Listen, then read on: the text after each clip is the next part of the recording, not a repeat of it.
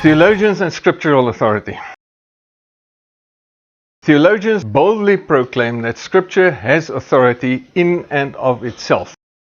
Calvin and company. But Jesus says, if I bear witness of myself, my witness is not true. Similarly, the Scripture's witness concerning itself can never be true. So here you see Mr. R.C. Sproul. We saw his book just a while ago, and I said he's one of the foremost voices in the Reformed world today. Many people listen to him, and I support what he says here, because he points out the mistakes that have been made in theology. I don't know why they make such a song and a dance about it, because as a scientist, I see the illogical outcome of this immediately. It's not rocket science to see it, but somehow they have to explain it to one another. A second approach, which is very popular and is closely related to the first one, is that offered by the presuppositionalist wing of the Reformed community, following the thinking of Gordon Clark on the one hand and Cornelius Van Til on the other, where this approach to defending Scripture goes something like this: that the Bible is its own authority. We have an autopiste, a self-faith of sacred Scripture, and that there's no higher proof for the Bible's being the Word of God than that which is found in its own claim to be the Bible as the Word of God. And we construct the argument in this way. The first premise is the Bible is the Word of God. The second premise is the Bible claims to be the Word of God.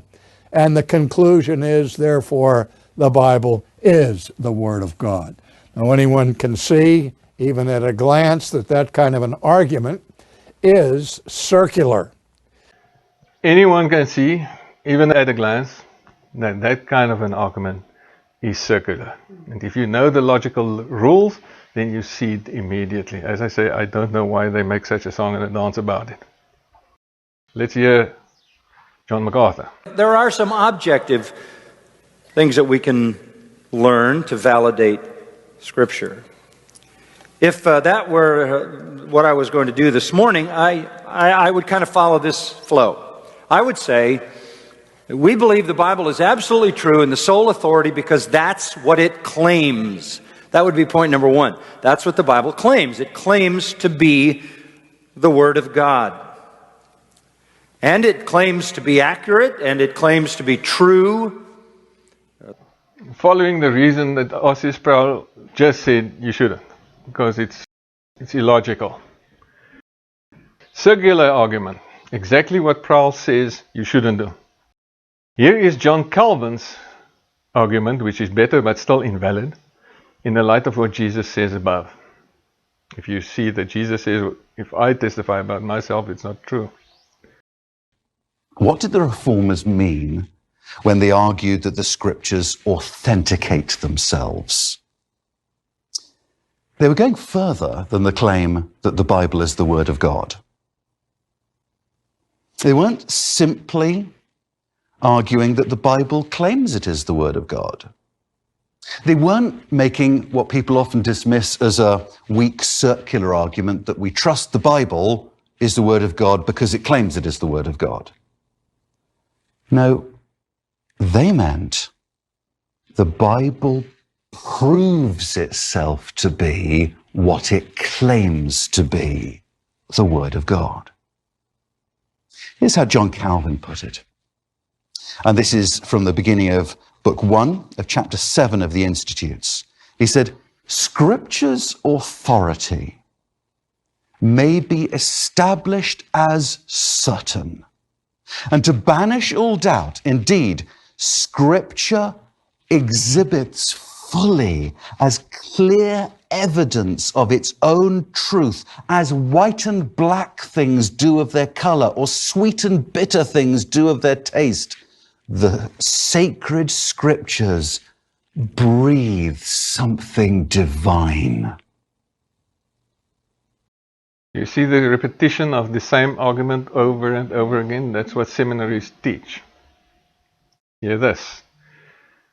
He says God himself gave the Bible its authority. Is that true?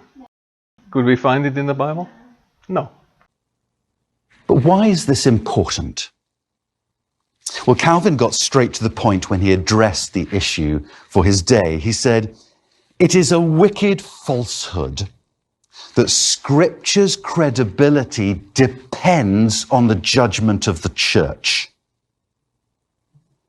Scripture," he said, "has its authority from God, not from the church." Calvin saw if the Scriptures require something else to give them their authority, then that other thing becomes the supreme authority. And that was why self-authentication was important for the first reformers. It was part of upholding the supremacy of Scripture and its message. In other words, I don't have to rely on the Pope to tell me that Scripture is God's word. So we don't rely on the Pope now anymore, so we just attribute a lot of things to the Bible that the Bible never says it is. So exactly where and when does the Bible prove, for example, that the 35 chapters in which Job's friends express absolute nonsense, that those 35 chapters are the Word of God? Where in the Bible does that claim come forward? Or where Paul gives his own opinion and specifically mentions that it is not the Holy Spirit that is speaking. Why is that the Word of God? And no, God never gave any authority to the 66 books of the Bible. We have already seen that this simply never happened. Calvin, therefore, bases his entire argument on a false premise. If Jesus' testimony about himself cannot be true, how can the Bible's testimony about itself be true? Sloppy argument, sloppy logic. Misconceptions concerning spiritual authority. Now, the question of authority was critical in the Reformation. So critical, it was the very heart of Luther's early key debates in the very first years of the Reformation. So round one of the Reformation, Sylvester Prierius was the Dominican theologian appointed by Pope Leo X to make the first response to Luther's theses. And Prierius quickly saw the location of final authority was the real issue at stake. And so Prierius wrote in his dialogue concerning the power of the Pope, he said, "He who does not accept the doctrine of the Church of Rome and the Pontiff of Rome as an infallible rule of faith, from which the Scriptures too draw their strength and authority, is a heretic." Round two. Cardinal Cajetan then weighed in, arguing that Scripture must be interpreted by the Pope, who is above not only councils, he argued, the Pope is above Scripture itself. Luther replied, "His Holiness abuses Scripture. I deny that he is above Scripture."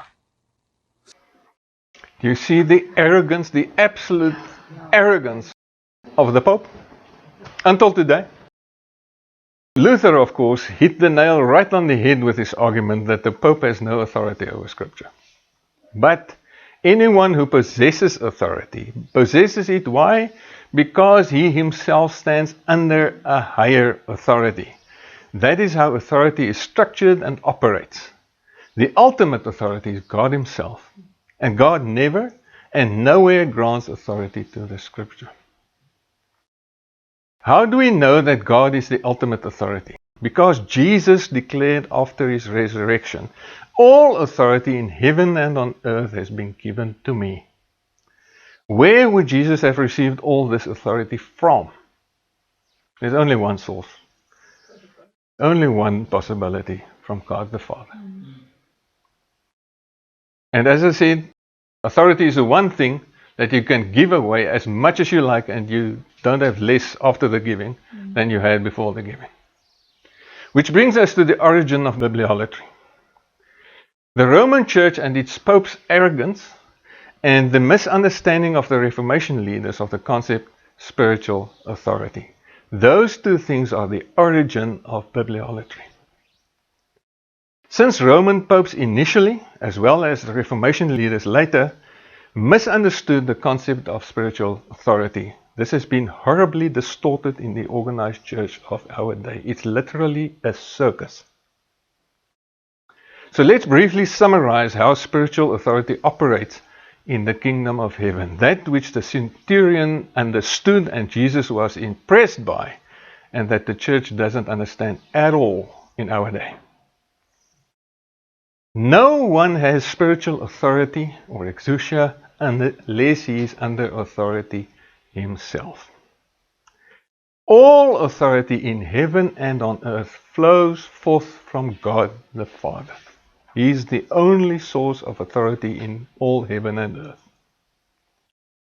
After his perfect obedience in suffering, the Father has delegated all authority in heaven and on earth to his unique Son, Jesus. Why after his suffering and obedience? Why only after that does Jesus declare, all authority in heaven and earth has been given me? There's a verse of scripture that explains it all. In the book of Hebrews, the writer of Hebrews says that God the Father taught his Son obedience. Taught him obedience. How? By what he suffered.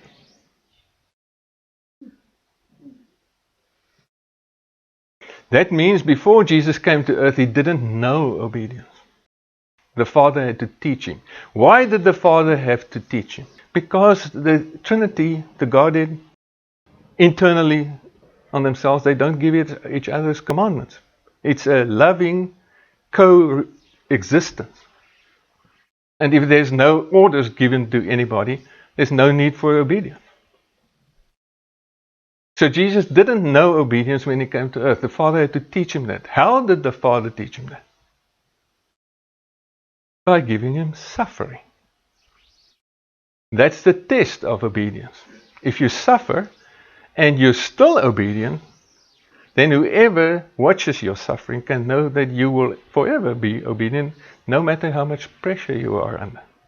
Now, there's also a verse of scripture that says, a slave is not greater than his master. So if God the Father wants to teach us obedience, how will he do that? Suffering. By suffering. And if you obey and you remain obedient under the pressure of suffering, what happens then? You get anointed. What is anointing? Most people who come from mainline churches don't know the word even. I know, I've tested it in one of my many courses that I've taught. What is anointing? Anointing is the powerful presence of the Holy Spirit. That's how anointing manifests. If you're an anointed person, the powerful presence of the Holy Spirit goes with you. That's anointing. Why does God anoint people? Because he has tested them in suffering and saw that they have passed the test. They remained obedient. If you don't obey under the suffering, what happens then? You might have to do it again. You do what we call that varsity a HEREX. You write a repeat exam. And God tests you in the same area once again. And some people fail that test as well. And subsequent tests. And there are Christians that write the same exam over and over their whole life and they never pass. So they are not obedient. So God cannot trust them with His power. So if you fail the test, you will just never receive power. And what does the power give you once you have it? It gives you authority. That's your stick. That's your big stick. So to have authority, you need to have power. When do you get the power? When you've been obedient in suffering. So if you've never suffered,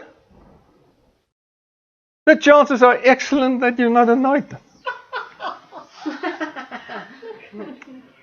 It's just logical. So in my courses, I used to ask my students, whom of you have never really had any speed bumps or difficulties in your Christian walk with the Lord? And then some other guy usually puts up his hand, or some other girl. And I told them, the chances are excellent that you have very little character. Why character? Because there's a verse of scripture in Romans that says, suffering produces perseverance, and perseverance produces character, and character hope, and the hope doesn't fail us. So if you never have suffering, you never get to character, and you will never be anointed, and you will never have authority. So God has an infallible way of producing obedient people. He sends them suffering and He watches what they're doing. And if they pass the test, He bestows His power on them. And He shows it to the world. It's public. Everybody knows the power is there, as He has done in biblical times.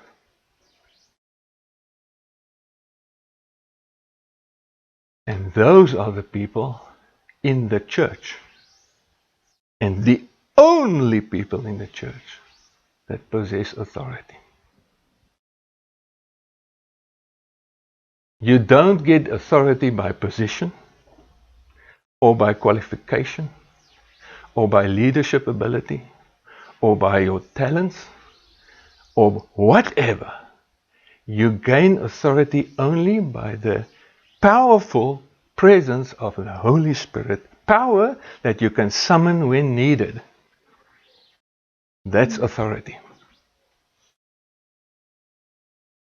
And that is the only authority we need to submit to in the church. The only authority. But it is the absolute authority that we must. And that's the English must. That we must submit to.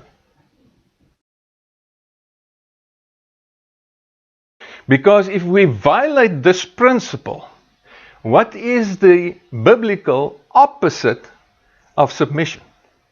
Rebellion. Rebellion. And what does the Bible say about the rebellion? It says witchcraft. Because you're putting a stick into the spokes of the kingdom. Because the kingdom runs on a principle. And that principle is authority and willing obedience to that authority. Then things work. And the kingdom can go forward. The moment you throw a stick into the works, that doesn't work anymore. And the kingdom grinds to a halt. And that's exactly why the kingdom is where it is today. And why the church is where it is today. It doesn't even understand authority. So, if you want authority, what do you have to do tonight? Embrace the suffering.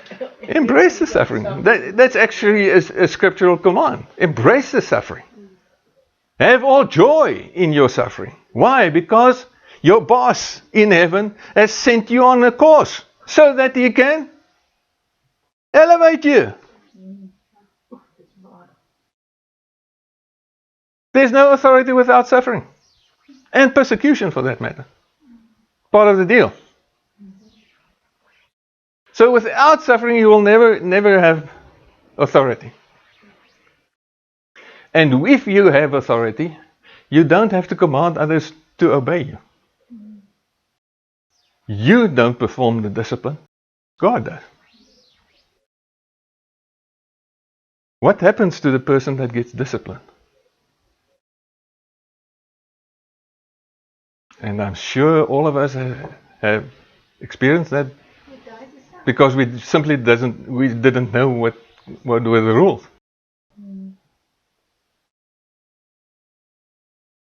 Heaven closes up. And it becomes bronze up there.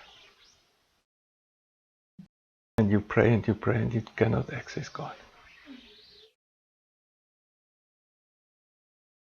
Want jy wil nie hoor nie. And God knows that and He sees that. You're rebellious. So He doesn't speak to you anymore. Because what's the use of speaking to a person that's rebellious? And wouldn't obey whatever you say.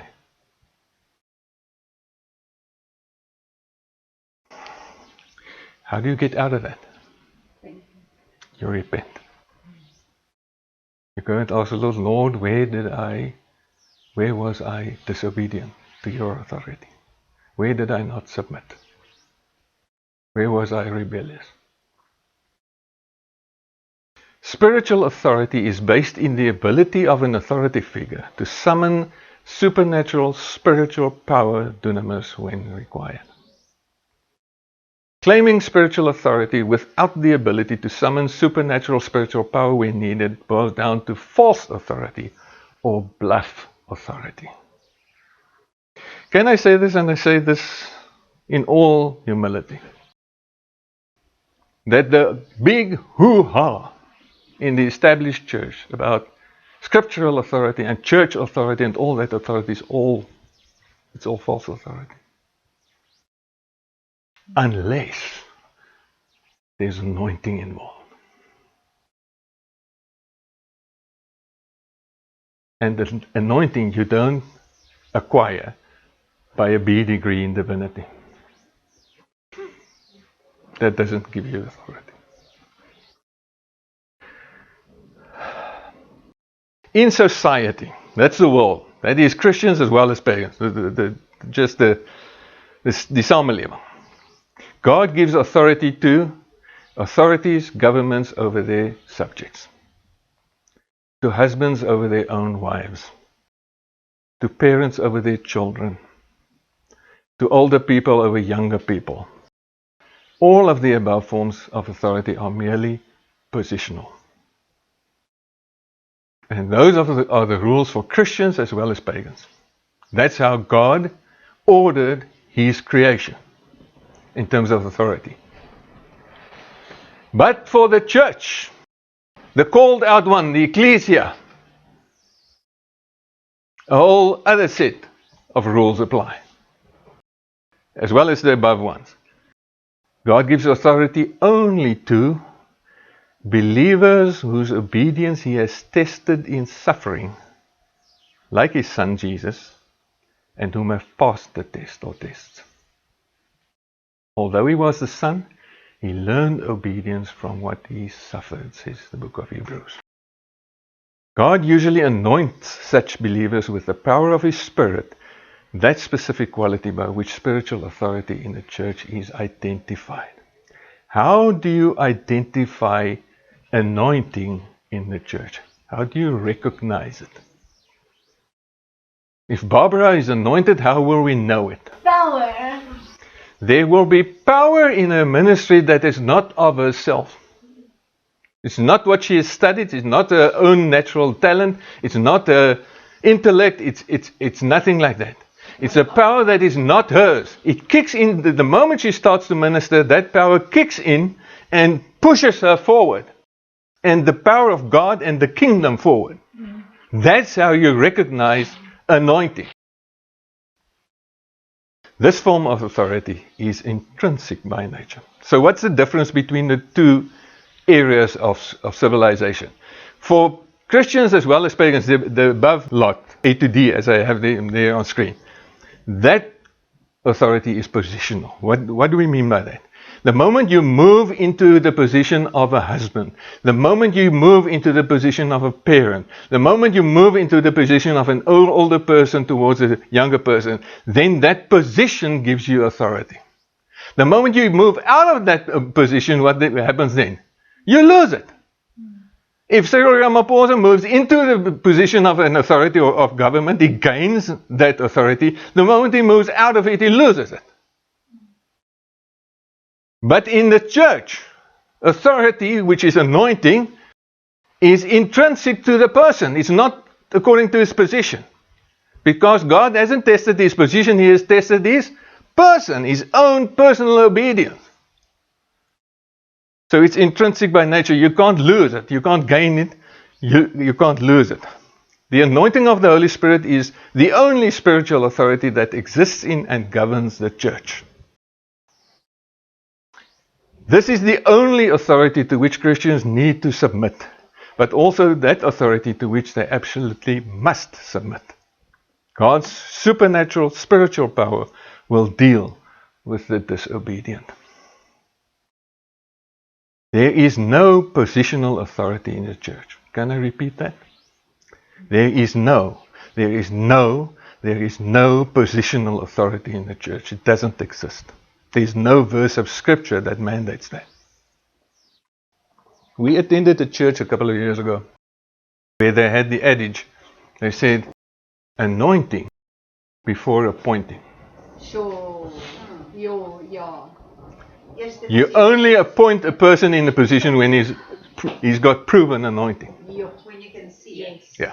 And I think that's a sound principle. Yeah.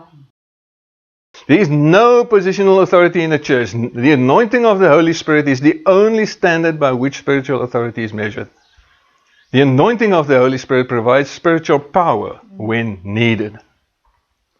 The Roman Pope, by means of bluff, has for centuries falsely claimed spiritual authority and backed it up with not supernatural violence, but by physical violence. Not with supernatural spiritual power received from God. What did he do? He burnt people by physical violence on the stake. That's the Pope. Until today, he's got an army, the Swiss Guard. They guard him up till today. And instead of simply exposing this foolish, self-admirer's bluff by testing his spiritual authority, as with Elijah and Carmel, the Reformation leaders repeated the same blunder and dethroned the Pope. How? With yet another false authority figure, the Paper Pope. Instead of correcting the Roman arrogance, they simply replaced the Pope with an alternative figure in the Paper Pope. Why? Because the Reformation leaders apparently had no anointing themselves, and they knew it because they were infected with the Kundalini spirit. Martin Luther, John Calvin, Ulrich Zwingli, and John Knox were all Templars and therefore all infected with an active Kundalini. They simply did not possess the proper tools to correct the problem. And since then, the entire concept of spiritual authority in the church has become distorted and maimed. The entire church environment mistakenly considers the Bible and church leaders to possess spiritual authority. Big mistake, big lie. However, neither God the Father nor Jesus ever ascribed any authority to either the Bible or church leaders. And no true authority can be obtained from any other source. Do you know what Jesus called the church leaders of his day? He did it, and John the Baptist did it. He called them adders, snakes, vipers, adder gebroedsel. Because they thought they had authority, just as they do today. If any unanointed church leader were to claim spiritual authority, It is really simple to test that claim. Challenge it.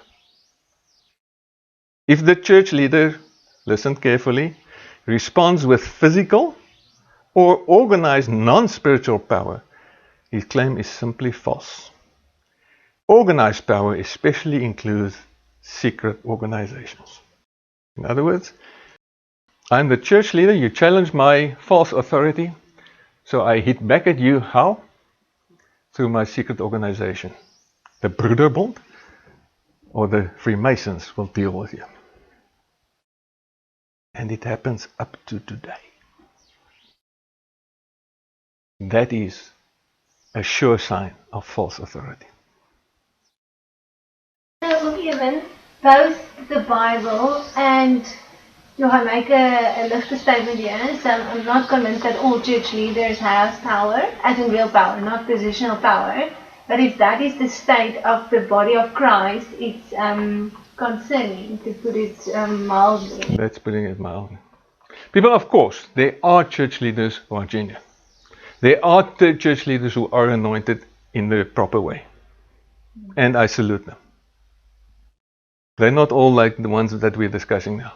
But the vast majority are not, I'm afraid. Practically, how would a secret organization now get back at you if you challenge the powers to be? The English language has a proper word for that. They shun you. They push you aside. You're not part of the game anymore. For many centuries, Christians haven't allowed God's true and appointed channel of authority, the Holy Spirit, to reclaim his rightful place in the church. Just like Jesus, the Holy Spirit is the image of the Father, because God is Spirit. And the Father and Jesus dwell via him inside our bodies as his collective temple. And according to the New Covenant, he acts as our resident rabbi who interprets unto us the law, which is written on the fleshy tablets of our own hearts from moment to moment. The voice of the Holy Spirit within us is the word of authority with which God wants to govern his church. That is how God's governance works. We live by the Spirit, not by the letter. The letter kills, but the Spirit gives life. Which one do you want? Our dilemma is that our leaders have been trained to live by the letter, and hence could teach us none other but letter. And in big capital letters, the Church of Jesus of the 21st century simply doesn't know how to live by the Spirit since we've only been taught letter. And it is a sad, sad state of affairs. We are not going to learn how to live by the Spirit by continuing to practice bibliolatry. This experiment has been performed for over 500 years now, and it's not working. And it simply doesn't work. The church needs Holy Spirit schools, not Bible schools. So whom of you will start a Holy Spirit school? Will you know what to teach the students? Yes, that's what Holy Spirit says. Do you know how to hear the Holy Spirit? Do you know how to teach other people how to hear the Holy Spirit? That's difficult. Just think of old Samuel.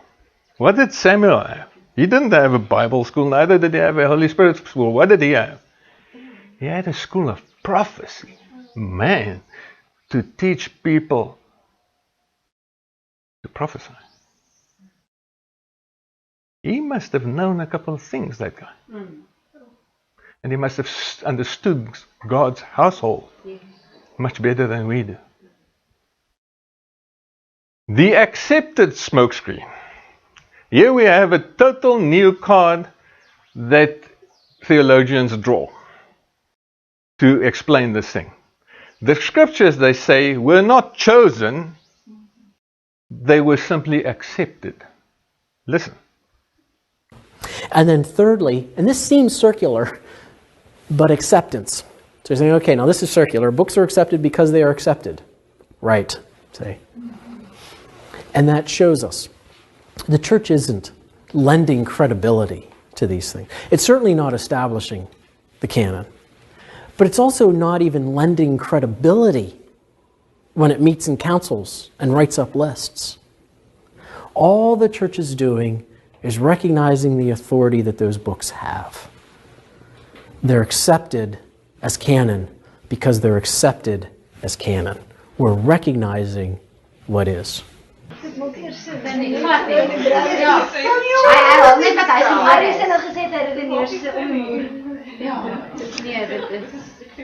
He certainly, I don't know what his credentials are, but what I know, I know which classes he didn't do. He didn't do the classes of logic.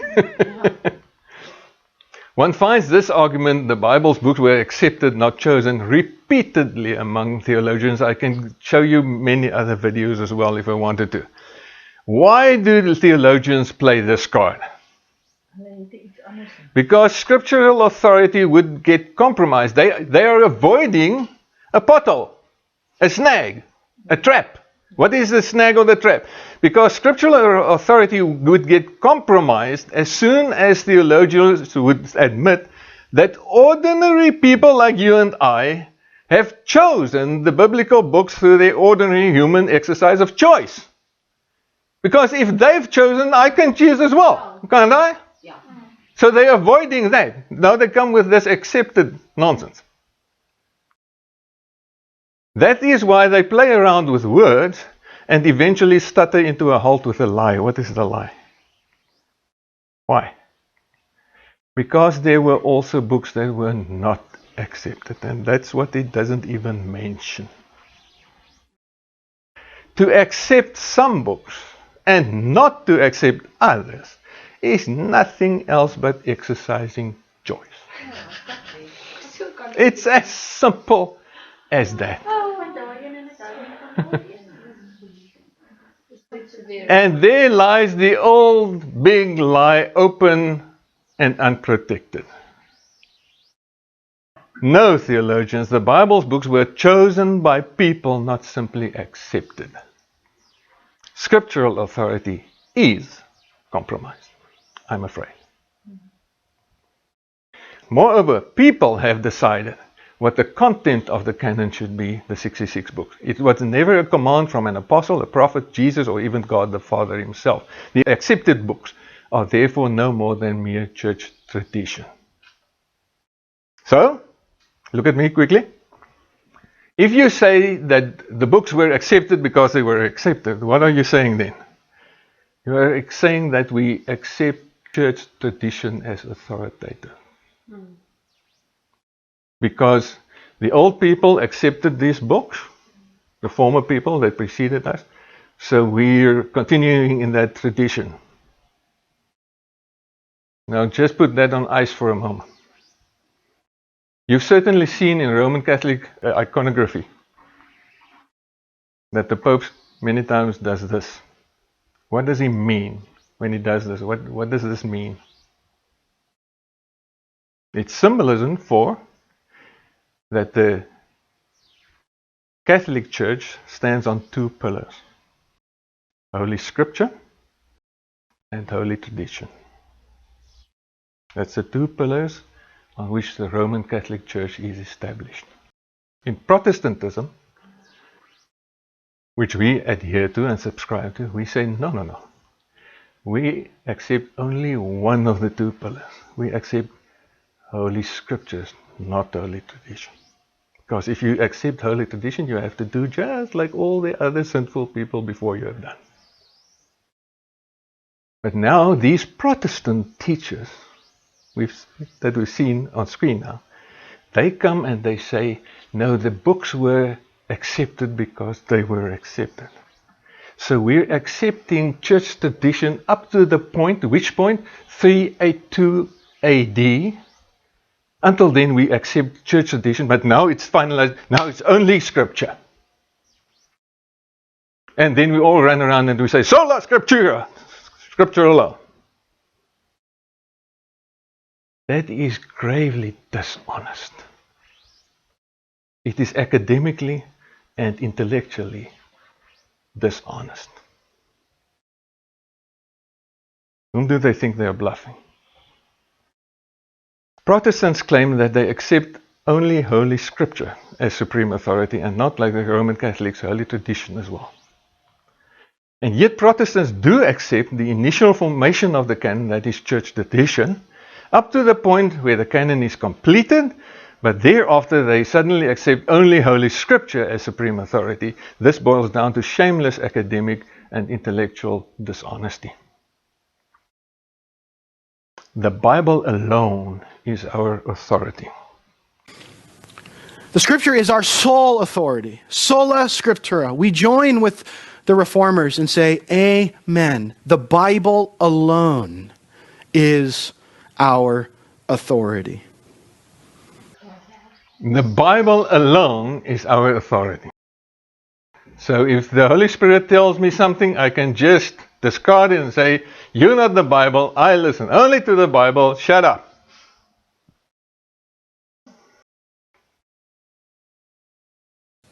All Scripture is inspired by God and profitable for teaching, for reproof, for correction, for training in righteousness, so that the man of God may be adequate, equipped for every good work.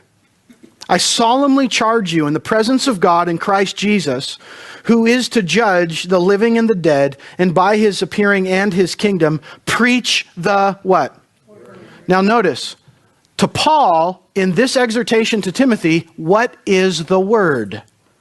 Now there's a chapter break between verses 17 and 1 of chapter 4, but in the original language there's no break. The word is defined by what? I just heard it. Scripture. Preach the Scripture. The way it's laid out. With the logic that it's laid out.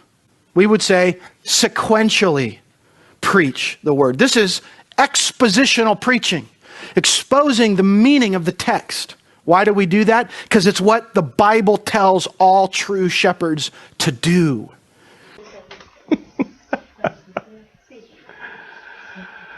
I've titled this video, Dishonesty, Intentional Confusion of Logos with Graphe. You heard that he mentioned the chapter break issue. The word that is used before the chapter break in the Greek is graphe. That's scripture, that which is written. But the sentence after the chapter break, that which he now emphasizes, doesn't use the word graphe. It uses the word logos.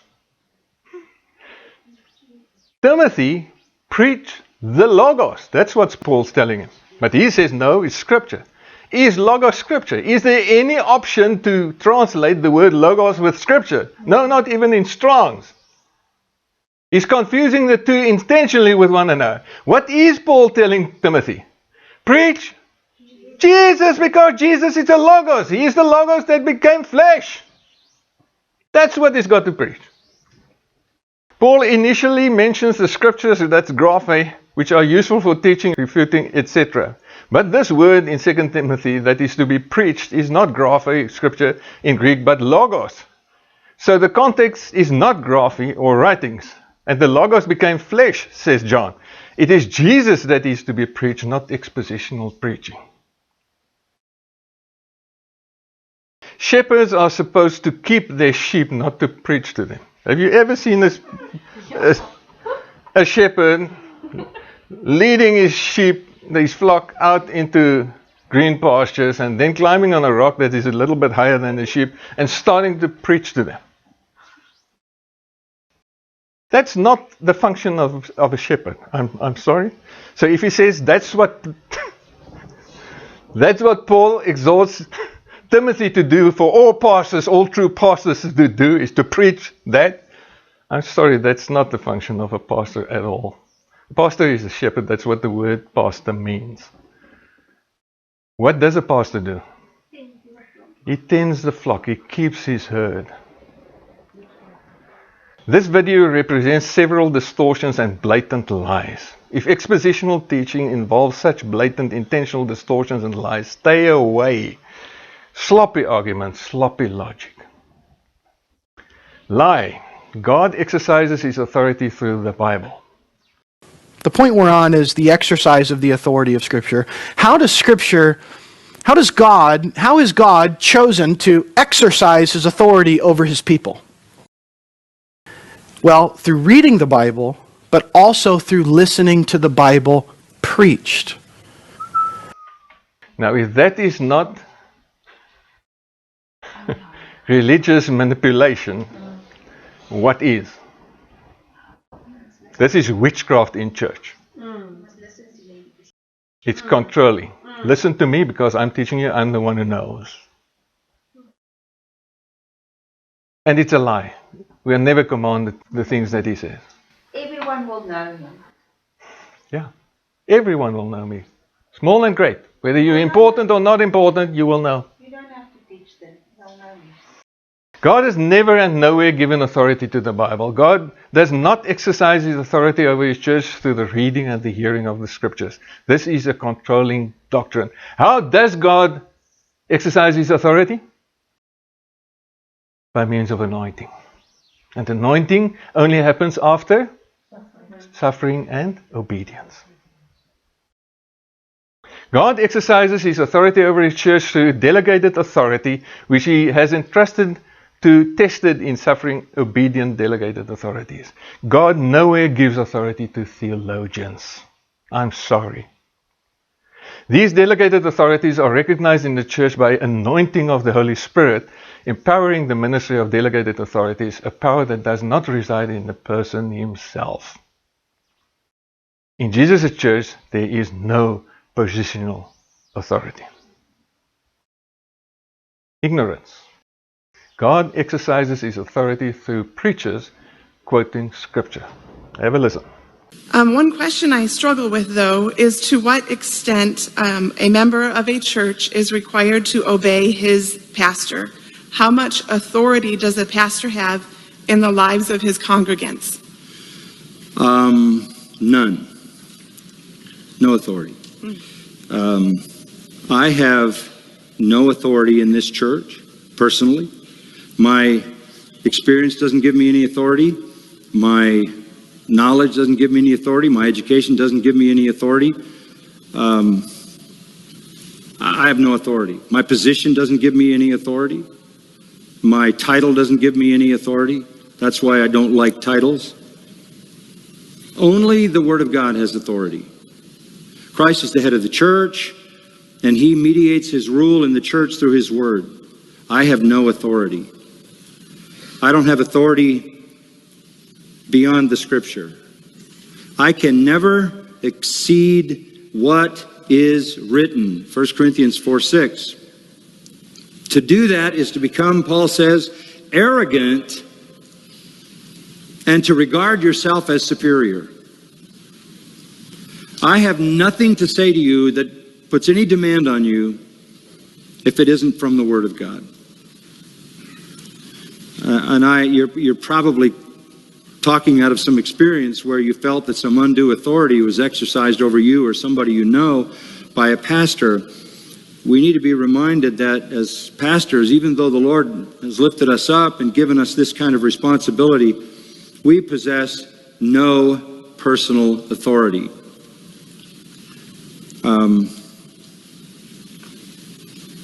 If I am telling you what God has said in his Word, that has authority, right?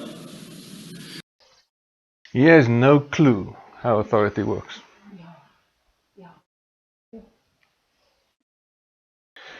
What MacArthur says here on the surface sounds very moderate and even humble, doesn't it? There's only one problem with what he says. It's a lie. And it exposes ignorance.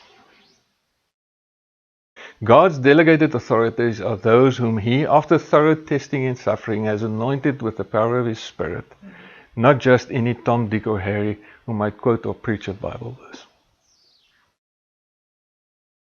In Jesus' church, there is no such thing as positional authority. A B, M, or D degree in divinity and the title of reverend or pastor or minister or whatever does not grant anyone spiritual authority, not even when they take the scriptures on their lips. God uses people, his representatives, right from the beginning, to exercise his authority over his household, tested, obedient, delegated deputy authorities, whom he has anointed with his Holy Spirit. The authority or anointing is recognized by the invisible but distinguishable spiritual power that kicks in behind someone's ministry, an authority or anointing that does not emanate from the person's humanity. It's supernatural. The order in God's household is based on, number one, authority, and number two, voluntary submission to such authority. This does not mean that such deputy authorities may or should demand submission from others. Discipline is left to God Himself. Discipline, listen carefully, does not occur through Bible bashing. Don't hit the guy with a Bible between the eyes. Leave it up to God. And I've seen these people in the very relatively short term that I've been in ministry, which is the best part of 20, 30 years. I've seen how ministries have closed down because of this. Because of disobedience to God's authority as manifested in His anointing. It's serious. It's real. Again, the Belgic and Dutch Confessions of Faith state in Article 31 that ministers of the Word have power and authority. This statement is completely unbiblical and nonsensical. I've just taken a screenshot of this pastor's sermon. They superimpose on the screen his text of his sermon. And he's teaching people about biblical authority. A concept that doesn't even exist, but he's teaching them and he even defines it for them. He says, biblical authority, listen carefully, what is it? It's the belief, even the conviction, that no truth trumps Scripture. And that genuine Christ followers must and do submit to its demands. Let's read it again. It's a long sentence, rather complicated. He says, biblical authority is what? It is the belief, even the conviction, that no truth trumps Scripture, and that genuine Christ followers must and do submit to its demands. I'd like to ask this pastor, where, pastor, on earth do you get this? Because you didn't get that in the Bible. So where in Scripture is the command that Scripture should have this belief and conviction? No, it's been fabricated by theologians. If ever any church leader could convince his congregation to believe this statement, then he'd be able to control them. How? With the Bible. Pastor number 2. He does the very same thing. He says, the authority of Scripture is the following. It means that all the words in Scripture are God's words, in such a way that to disbelieve or disobey any word of Scripture is to disbelieve or disobey God. Once again, so who had decided that this is what the authority of Scripture means? The concept doesn't even exist. And where in Scripture do theologians find the phrase authority of Scripture? If ever a church leader could convince his congregation to believe this statement, then he'd be able to control them with the Bible. So what are we seeing? We are seeing religious manipulation. Church witchcraft. If this presentation has blessed you, we kindly request you to consider donating to Trumpet Call. Trumpet Call is not a church. Trumpet Call is a ministry, which we run from a private residence. We don't collect any tithes from any members. We simply do our job by means of the donations we receive from kind-hearted supporters. On the screen, we give you a SnapScan QR code to scan with your mobile phone to donate to us. We also supply our banking details. Thank you so much for your kind support. It's much appreciated. God bless.